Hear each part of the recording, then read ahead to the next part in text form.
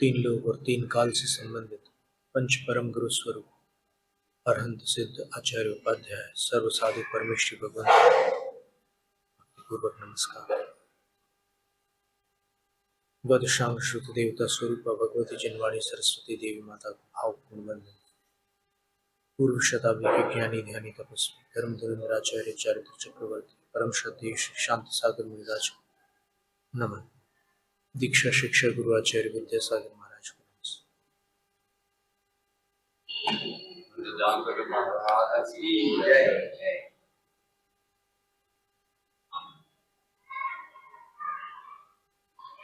अब चलते हैं मूलाचार ग्रंथ में। आचार्य परमेष्ठी के जो गुण हैं अथवा आचार्य परमेष्ठी का जो स्वरूप है उसके विषय में वट्टकेर आचार्य महाराज ने लिखा है। जम्मा पंच विहाचार आचरंतो पभासति आयर्याणि देशंतो आयर्यो तेन उच्यते।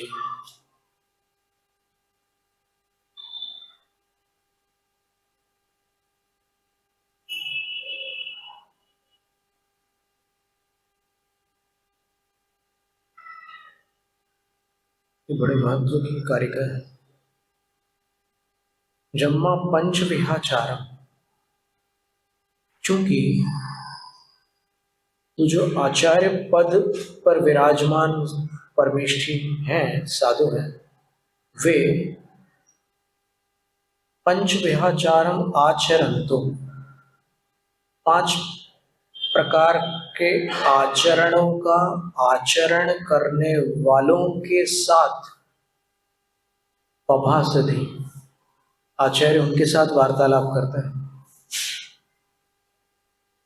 अभिप्राय यह है कि आचार्य संयमी जनों से बातचीत करते हैं, असंयमियों से बचते हैं। कभी मौका पड़े तो फिर संक्षिप्त वार्तालाप कर ले, वो अलग बात है। या कोई निर्देश अधिक देना हो या कोई धर्म की चर्चा करनी हो कोई, तब बात अलग है। अन्यथा जो चारित्र के मार्ग पर आगे बढ़ रहे हैं उन्हीं से बातचीत करते हैं। बल्कि पभासति का अर्थ होता है कि बाकी लोगों से सामान्य चर्चा करते हैं अगर जरूरत पड़े तो, लेकिन जो आचरण मार्ग पर चलने वाले हैं उनसे विशेष वार्तालाप करते हैं। और कैसे होते हैं आचार्य? आयर्याणि देशंतो, दर्शनाचार, ज्ञानाचार, चारित्राचार, तप आचार और वीर्याचार, ऐसे पंच प्रकार के आचरण हैं, उनकी देशना करते हैं, पंचाचारों का उपदेश करते हैं। तेण आयर्यो उच्यते, इसलिए वो आचार्य कहलाते हैं। आचारवंतों से वार्तालाप करते हैं और आचरण की देशना करते हैं, इसलिए आचार्य है।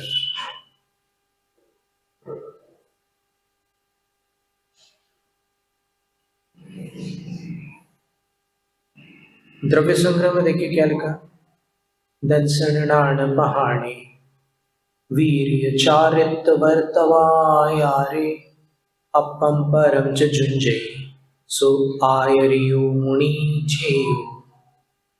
आचार्य पद पर विराजमान जो मुनि हैं उनका ध्यान कैसे करोगे आप? मान लो आपको आचार्य का ध्यान लगाना है तो फिर आचार्य नेमिचंद सिद्धांति देव, देखिए द्रव्य संग्रह की रचना आचार्य नेमिचंद्र सिद्धांति देव ने की है और गोमटसार की रचना आचार्य नेमिचंद्र सिद्धांत चक्रवर्ती ने की। कुछ लोग इन दोनों को समान मानते हैं, लेकिन हमने अपनी जितनी क्षमता थी उसके आधार पर जो तुलनात्मक अध्ययन किया तो उस समय दोनों के वचनों में अंतर दृष्टिगोचर हुआ। तो यदि वो एक आचार्य होते हैं तो फिर दो कथन नहीं कर सकते थे। जैसे घुमटसार में बंद के 4 प्रत्यय बताए, मिथ्यात्व, अविरति, कषाय और योग। और द्रव्य संग्रह में 5 प्रत्यय बताए, मिथ्यात्व, अविरति, प्रमाद, कषाय और योग। तो कर्मकांड जैसे ग्रंथ में जिसमें कर्मों का पूरा 148 कर्मों का वर्णन है, बंध, उदय, सत्व, संक्रमण, उत्कर्षण, अपकर्षण, सबका वर्णन है। वहां पर उन्होंने 5 प्रत्यय नहीं बताया आश्रव के, 4 प्रत्यय बताए। और अधिकांश आचार्यों ने 4 प्रत्यय बताए। केवल तत्वार्थ सूत्र और द्रव्य संग्रह में 5 प्रत्यय।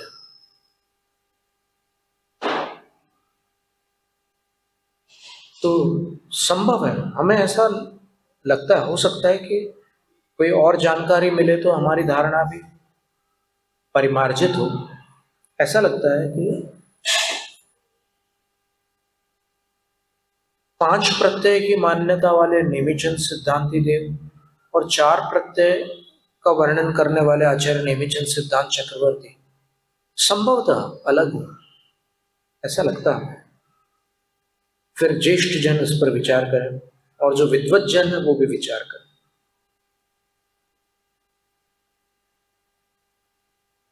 तो दर्शन और ज्ञान है प्रधान जन्म, ये बहुत महत्व का विशेषण है। यानी पूरे मोक्ष मार्ग में दर्शन और ज्ञान की प्रधानता है। अपन बोलते हैं दंसण मूलो धम्मो, दर्शन धर्म का मूल है। दर्शन पावड़ ग्रंथ में कुंद आचार्य महाराज ने लिखा दूसरी गाथा में, दर्शन मूलो धम्मो। तो दर्शन धर्म का मूल है। और उसी पहाड़ में उन्होंने दर्शन शब्द के और भी अर्थ किए हैं। उन्होंने बोले कि खड़े होकर के भोजन करना, दुव्यम पिसंग चावल, अंदर और बाहर के परिग्रहों का त्याग कर देना, यही दर्शन है। तो उन्होंने मुनि मार्ग को भी दर्शन कहा है कुंद आचार्य ने। और फिर अंत में कहते हैं दंसण रयण धरेह भावेण सारम रयण तयाण। बोलते हैं कि दर्शन रत्न को आस्था से स्वीकार कर लो, क्योंकि वो 3 रत्नों में सबसे सारभूत है। तो वहां पर कौन सा दर्शन का अर्थ क्या लेंगे? 3 रत्नों में सारभूत दर्शन कौन सा है? सम्यक दर्शन। दर्शन शब्द के बहुत सारे अर्थ होते हैं। देखो, दर्शनम देव देवस्य, दर्शनम पापनाशनम, दर्शनम स्वर्ग सोपानम, दर्शनम मोक्ष साधनम। चारों दर्शन शब्द के अलग अलग अर्थ। आप समझ रहे होंगे कि देव दर्शन अर्थ है उसका, अलग अलग अर्थ होते हैं। दर्शन का अर्थ मान्यता भी होता है। षड दर्शन सुना आपने? षड दर्शन 6 प्रकार की मान्यता है, 6 मत है। दर्शन का अर्थ मत भी होता है, दर्शन का अर्थ देखना भी होता है।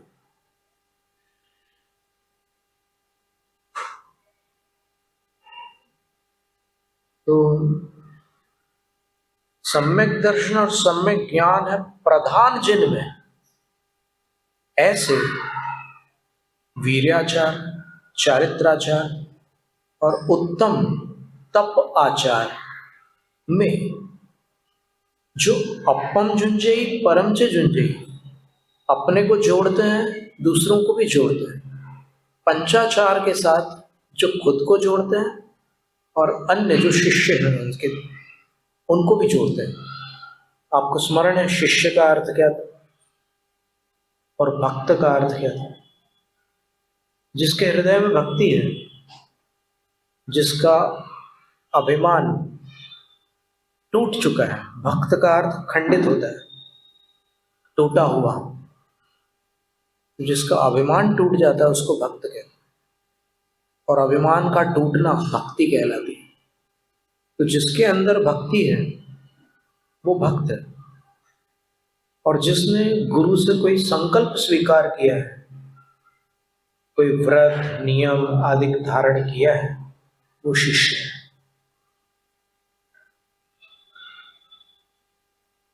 और कल चर्चा हुई थी कि एक से अधिक गुरु भी हो सकते हैं। इसे एक गुरु का आग्रह जिन शासन में आगम में कहीं देखने को नहीं मिलता।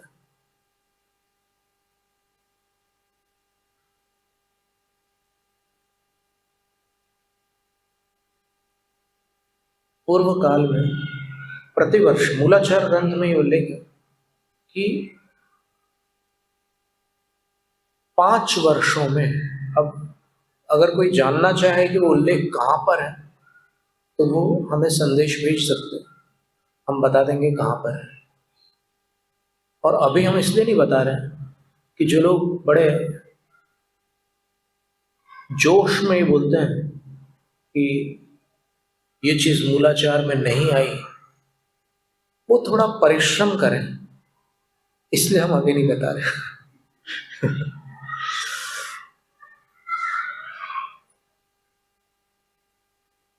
प्रतिक्रमण ग्रंथ त्रयी में भी आया हुआ है ये विषय ये है कि हर 5 वर्ष में सब आचार्य संघ सहित एकत्रित होते हैं। अब वर्तमान में जिनको नहीं होना वो नहीं होते, ठीक है, उनके विषय में कोई टिप्पणी नहीं कर सकता, पर जानते हैं सब लोग। बाकी सारे साधु एकत्रित होते हैं। अब कई वर्षों से इस प्रक्रिया में थोड़ा सा, मतलब यहां पर एक संघ की बात नहीं चल रही, नहीं तो आप फिर भ्रमित हो जाओगे कि नहीं एक संघ वाले सारे इकट्ठे होते हैं 5 साल में। ऐसा नहीं है, समस्त संघ वाले इकट्ठे होते हैं दिगंबर परंपरा में, और एक साथ बैठ करके युग प्रतिक्रमण करते हैं, 5 वर्षीय प्रतिक्रमण करते हैं। और फिर बहुत सारे चर्चाएं वगैरह होती है, आगामी 5 वर्षों के लिए कैसी प्रभावना करनी है, और फिर कौन से प्रतिभा संपन्न आचार्य किस स्थान पर अधिक लाभकारी सिद्ध होंगे, आदि आदि सारी बातें वो वहां पर निश्चित करते हैं, निर्धारित करते हैं। फिर कई ऐसे भी होते हैं कि जिनकी संलेखना निकट होती है, उनके लिए भी फिर कुछ व्यवस्था करते हैं कि आपको संलेखना, आपकी प्रकृति कैसी है, तो अगर आपकी प्रकृति उष्ण प्रकृति है तो फिर आपको ऐसे स्थान पर संलेखना करनी होगी, और अगर आपकी प्रकृति शीतल है तो आपको अमुक स्थान पर अधिक उपयुक्त रहेगा, और आपको कौन सा पानी अनुकूल पड़ता है और कौन सा स्थान आपके लिए शारीरिक साधना की दृष्टि से उत्तम होता है, आदि आदि सारी बातों का विचार वहां पर हो जाता है। मुख्य रूप से धर्म प्रभावना को लेकर के विचार किए जाते हैं। तो अभी कुछ दशकों से ये श्रवण बेलगोल के 12 वर्षीय महोत्सव में होता है। हम तो प्रथम बार गए थे 2018 में, और तब वहाँ पर एक बहुत बड़ा कार्यक्रम हुआ था, सारे संत साधु संत एकत्रित थे। भले रुकने का स्थान अलग हो, मुख्य रूप से तो जो आगंतुक साधु थे उनके लिए उन्होंने एक त्यागी नगर बना रखा था, और इतनी बड़ी व्यवस्था भारत में अन्यत्र कहीं देखने नहीं मिलती। और भारत के जो प्रधान 7 व्यक्तित्व होते हैं, राष्ट्रपति, प्रधानमंत्री, डिफेंस मिनिस्टर, होम मिनिस्टर वगैरह, उनमें से 6 वहां पर उपस्थित हुए, 7 में से 6। ऐसा कोई कार्यक्रम कहीं अन्यत्र देखने को नहीं मिलता। वो धार्मिक कार्यक्रम की बात कर रहे हैं, बाकी कई कार्यक्रम होते रहते हैं, इंटरनेशनल समिट्स वगैरह होते हैं, तो वहां भी सब आते हैं। इतने बड़े स्तर पर वो कार्यक्रम हुआ, और मुख्य प्रधान कार्यक्रम तो 9 दिनों का था, प्रारंभ के 17 फरवरी से चला, वो 9 दिनों तक संपन्न हो गया। उसके बाद वो जो 12 वर्षीय अभिषेक का जो क्रम था, श्रृंखला, वो सितंबर तक चली, सितंबर तक, 14 सितंबर तक। अभी आज 15 है, तो 5 वर्ष पहले, एक दिन पहले आज की तारीख से एक दिन पहले वो संपन्न हुआ था वो कार्यक्रम। और उसमें भगवान की छवि में काई जम गई थी और भी कुछ परिवर्तन हुए थे, पर जो भगवान के दाहिने पैर के पास एक पाषाण में एक दरार है, वो दरार बहुत पुरानी है। तो इस कार्यक्रम को लेकर के ऐसी टिप्पणी करना तथ्यपूर्ण नहीं होगा कि देखो इतना सब किया इन लोगों ने इसलिए वहां चट्टान में दरार आ गई, ऐसा नहीं। वैज्ञानिक शोध के बारे में हम आपसे बताएं तो एक प्रवीण मोहन जी हैं, जिन्होंने अपने एक वीडियो में श्रवण बेलगोल के विषय में पूरा विस्तार से जो जितने शोधपूर्ण तथ्य थे उनको एकत्रित करके रखा, और उसमें उन्होंने बताया कि पूरे पहाड़ में आप जाएंगे तो आपको कई जगह काई मिलेगी, कई जगह आपको और भी जर्जरित पत्थर या फिर दीवारें मिलेंगी, लेकिन आप गोमटेश्वर भगवान की प्रतिमा को देखोगे तो आपको ऐसा लगेगा जैसे ये कल खड़ी हुई है। तो इसका रहस्य क्या है?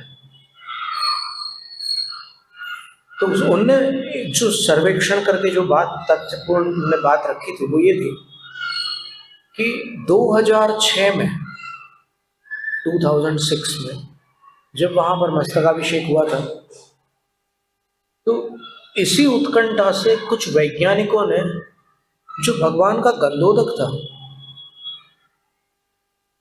उसका लैब टेस्ट कराया और स्टोन पर उसका जो इफेक्ट है वो उन्होंने चेक किया, और उनका निष्कर्ष ये निकला कि न जाने कैसे 1000 साल पहले लोगों के पास ये साइंटिफिक फॉर्मूला था कि ऐसे मिश्रण से पाषाण सुरक्षित रहता है। तो वो जो प्रत्येक 12 वर्ष में महामस्तकाभिषेक होता है उसका प्रभाव है कि आज भी प्रतिमा कल विराजमान हुई जैसी सुंदर और स्वच्छ और ताजी लगती है। ये बात उन्होंने कही है, और उसकी वीडियो अगर किसी को चाहिए हो तो फिर खोज करने से मिल सकती है। प्रवीण मोहन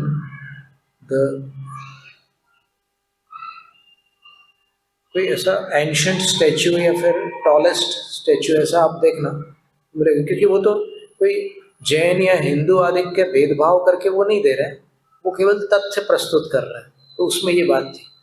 तो देखिए, ये वैज्ञानिकों का कहना है कि उस फॉर्मूला से पाषाण की रक्षा होती है, और अगर कोई ये कहे कि उससे दरार आ गई या फिर उससे प्रतिमा को नुकसान पहुंच रहा है तो फिर किसकी बात सच मानी जाएगी? जो निष्पक्ष तथ्य को रखता है, सत्य हमेशा उसके पक्ष में रहता है, और जो आग्रह पूर्वक कोई निर्णय देता है उसका निर्णय प्रायः तथ्यपूर्ण नहीं होता, वो असत्य के पास चला जाता है वो निर्णय। इसलिए वो चीज ठीक है।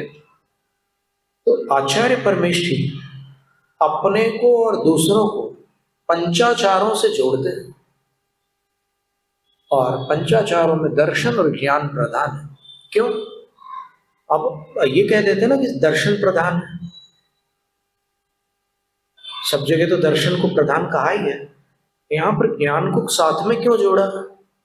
उसका समाधान ये है कि दर्शन जो है वो मान्यता है, श्रद्धान है, तो श्रद्धान किस पर होता है? श्रद्धान उस पर होता है जिसको अपन ज्ञान के द्वारा जानते हैं। जिसको अपन जानते ही नहीं है उस पर श्रद्धान कैसे करेंगे? तो इसलिए आगम का ज्ञान आवश्यक है, और फिर आपने ज्ञान प्राप्त किया, अब आपको जो श्रद्धान होगा वो सम्यक दर्शन जानना भी जरूरी है। तो ऐसे पंचाचारों में जो आचार्य अपने आप को और शिष्यों को लगाते हैं, उनका ध्यान प्रेमी जन करते हैं। फिर पंच महागुरु भक्ति में आचार्य के विषय में लिखा है, पंचहाचार पंचज्ञ संसाहया, बार संगाई सुजल ही अब काहया, मुख लच्छी महंती महंते सया, सूरिणो दिंतु मोखं गया संगया, सूरिणो दिंतु मोखं गया संगया। ये एस.एन. त्रिपाठी की बनाई हुई धुन है, हमने अपने मन से नहीं बनाई, लेकिन उस धुन के आधार पर हमने ये पंचगुरु भक्ति के काव्य को आपके समक्ष प्रस्तुत किया था। कैसे हैं वे आचार्य परमेश जी? तो बोलते हैं, पंचहाचार पंचज्ञ संसाया, वो पंचाग्नि के साधक हैं। लेकिन कौन सी पंचाग्नि के? पंचाचार रूपी पंचाग्नि के साधक, दर्शन ज्ञान चारित्र तप और वीर्य। और कैसे हैं? तो कहते हैं, बार संगाई स्व जल ही अवगाहया, द्वादशांग आदि शब्द से अंग बाह्य, श्रुत भी ग्राह्य है। यानी ये जिनवाणी जो है 12 अंगों तक सीमित नहीं है, उसमें से कुछ बाहर निकाला हुआ और भी विषय है जिसको अंग बाह्य श्रुत कहते हैं। तो इन सब के समुद्र में अवगाहन करने वाले आचार्य परमेश जी। और कैसे हैं?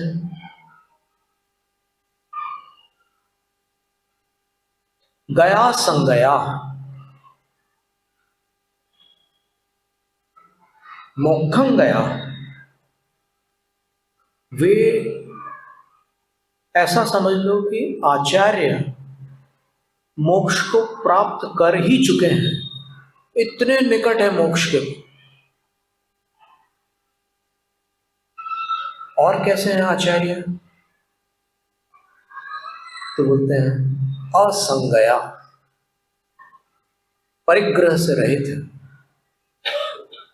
ऐसे सूर्यनो, वे सूरी, आचार्य को सूरी भी कहते हैं, आचार्य को धर्म गुरु भी कहते हैं। वे महम, मुझे, सया, हमेशा के लिए,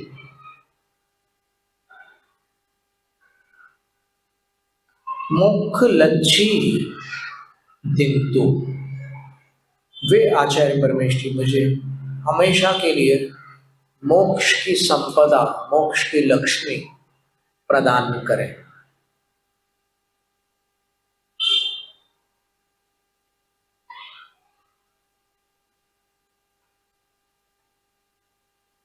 आचार्य के विषय में ये बता दिया कि वो मोक्ष के निकटवर्ती है। बहुत सुंदर विशेषण है। यानी आचार्य संसार में ज्यादा नहीं भटकते, ये अर्थ हुआ इसका। मोक्ष के निकटवर्ती है, तो वे मुझे मोक्ष लक्ष्मी प्रदान करें। यहां पे महम शब्द का प्रयोग है, सामान्यतः प्राकृत भाषा में चतुर्थी विभक्ति नहीं होती, लेकिन यहाँ पर दो स्थानों पर अपने को पंचगुरु भक्ति में चतुर्थी विभक्ति मिल रही है। एक तो अपन पहले भी देख चुके हैं, सिद्ध भगवान के भक्ति में भी अपन ने देखा था, ते महम दिंतु सिद्धावरम नाणयम। वहां महम का अर्थ मह्यम था, मुझे। तो इस तरह ये आचार्य परमेष्ठी संबंधी पंचगुरु भक्ति की तीसरी काव्य रचना थी, जिसमें आचार्य को पंचाचार रूपी पंचाग्नि का साधक कहा था, जिसमें आचार्यों को द्वादशांग आदि शास्त्र समुद्र में अवगाहन करने वाला कहा था। अवगाहन का मतलब डुबकी लगाना, समुद्र में डुबकी लगाना। और मोक्षं गया कहा था कि अभी भले मोक्ष गए नहीं है, लेकिन यही मानो कि मोक्ष गए, इतने निकट है वो आचार्य मोक्ष। तो वे आचार्य महम मुझे सया हमेशा के लिए मुख्य लक्ष्मी दिन मोक्ष लक्ष्मी प्रदान करें। फिर संस्कृत पंचगुरु भक्ति में